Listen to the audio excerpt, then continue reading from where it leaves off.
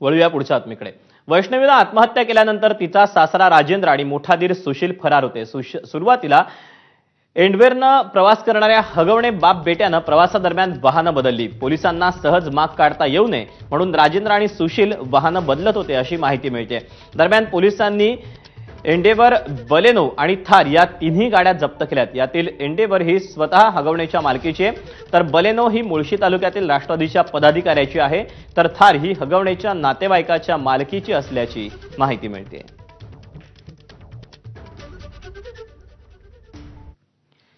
राजेंद्र हगवणे आणि सुशील हगवणे हे बाप लेक 18 मे पासून फरार होते। या काळात त्यांनी 3 गाड्या वापरल्या।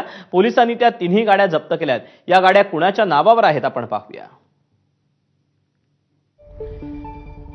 हगवणे बापलेकांनी वापरलेली MH12SY1123 या नंबरची बलेनो गाडी ही आशिष शिंदे याच्या मालकीची आहे।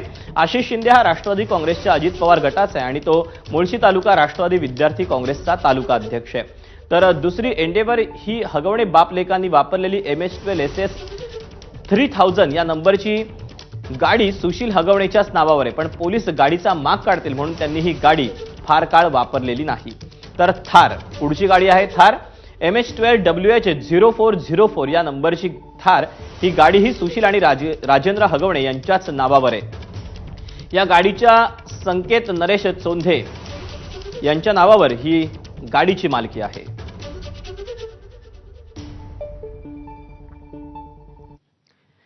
वैष्णवी आत्महत्या प्रकरणात पुणे पोलिसांचा तपास पहिल्या दिवसापासूनच संशयाचा भोवऱ्यात राहिला। अशातच पुणे पोलिसांनी प्रश्न उपस्थित करणारी आणखी एक बाब समोर आणली आहे।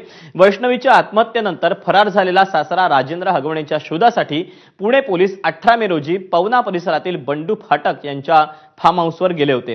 मात्र त्या दिवशी पोलिसांकडून कुणावरही कारवाई करण्यात आली नाही आणि त्यानंतर 23 मे रोजी हगवणे बाप बेट्याला याच फार्म हाऊसमधून अटक करण्यात आली। आता प्रश्न असा उपस्थित होतोय की हगवणे पिता पुत्र पोलिसांना चकवा देत होते की पुणे पोलिसांच्या चुकीच्या तपासामुळे त्यांना लपंडाव खेळण्यासाठी सूट मिळाली होती, असे काही प्रश्न या निमित्ताने उपस्थित होत आहेत।